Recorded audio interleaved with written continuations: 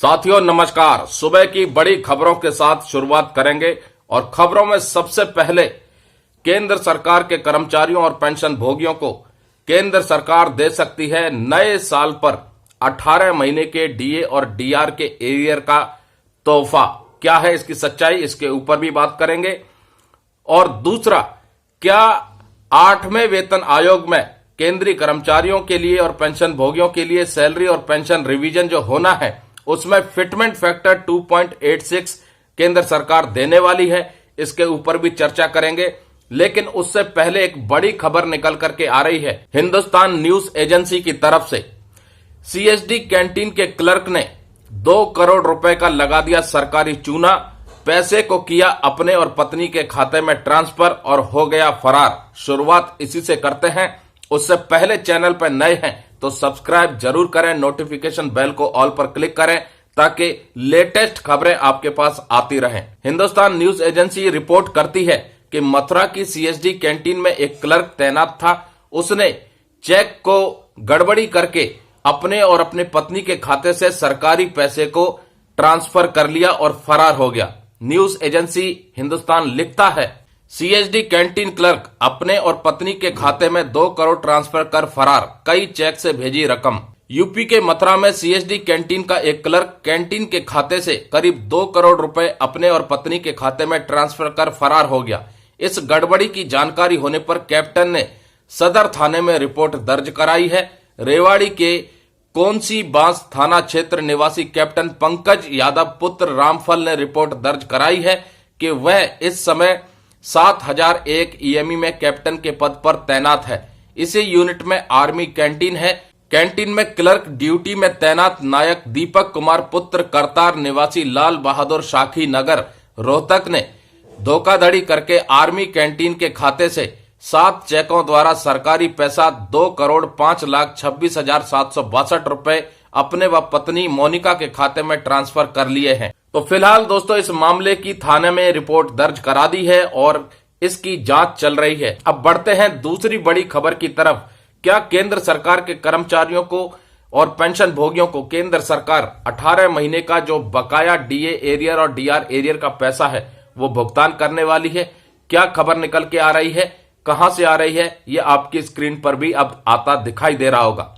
दोस्तों the technical voice लिखता है, एक साथ मिलेगा 18 महीने का डीए एरियर। जी हां, केंद्र सरकार नए साल में केंद्रीय कर्मचारियों का 18 महीने का महंगाई भत्ता और महंगाई राहत एक साथ जारी करने जा रही है।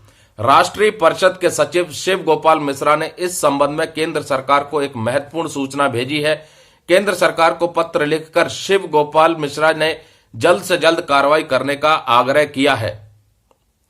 केंद्र सरकार 2024 की शुरुआत में ही बकाया महंगाई भत्ता और महंगाई राहत जारी करने की तैयारी में थी, लेकिन लोकसभा चुनाव, आचार संहिता समेत कई कारणों से इसे फिर से रोक दिया। तो दोस्तों ये टेक्निकल वॉइस इंडिया की तरफ से आर्टिकल था जिसमें कि जानकारी दी गई कि केंद्र सरकार को जो national council joint consultative machinery यानी एनसीजेसीएम स्टाफ साइड के जो सचिव हैं, सेक्रेटरी हैं शिव गोपाल मिश्रा जी, उन्होंने एक पत्र लिख करके भेजा है जिसमें आग्रह किया है कि केंद्र सरकार के कर्मचारियों और पेंशन भोगियों को 18 महीने का डीए और डीआर का एरियर का भुगतान किया जाए।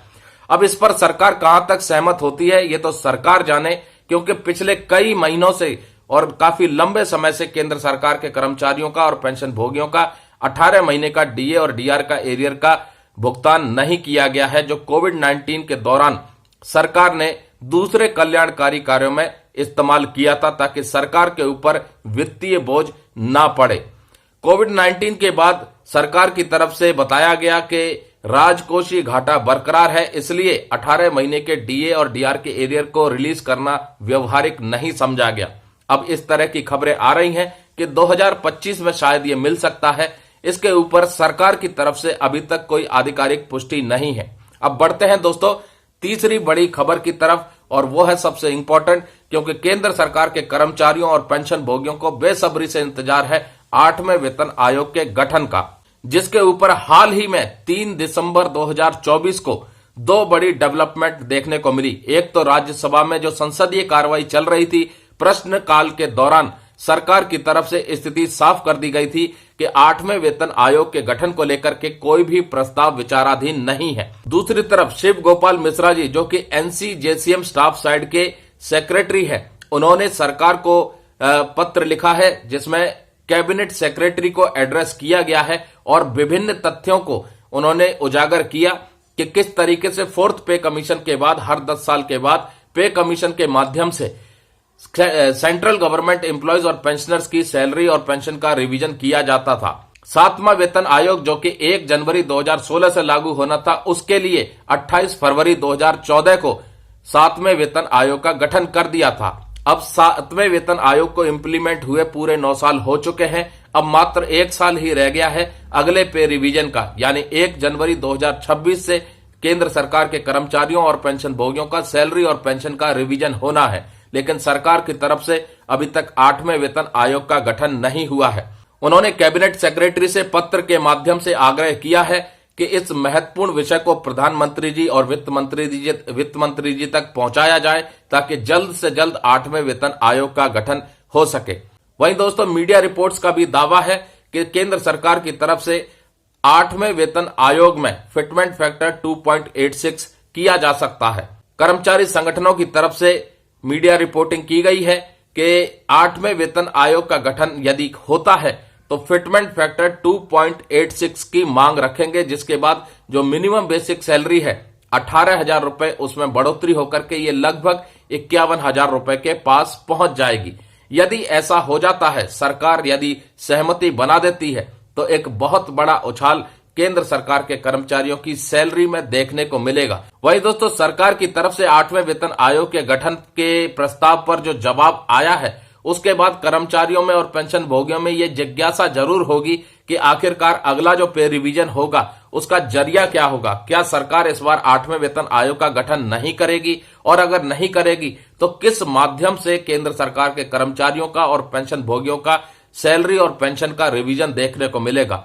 फिलहाल तो यह स्थिति असमंजस वाली है, क्योंकि सरकार की तरफ से अगले पे रिवीजन और पेंशन रिवीजन के ऊपर कोई भी तस्वीर साफ नहीं की गई है। मांग लगातार की जा रही है कि जल्द से जल्द 8वें वेतन आयोग का गठन किया जाए। अब यह जल्द से जल्द कितनी जल्दी होता है ये तो सरकार जाने। फिलहाल केंद्रीय कर्मचारियों का और पेंशन भोगियों का इंतजार बरकरार है।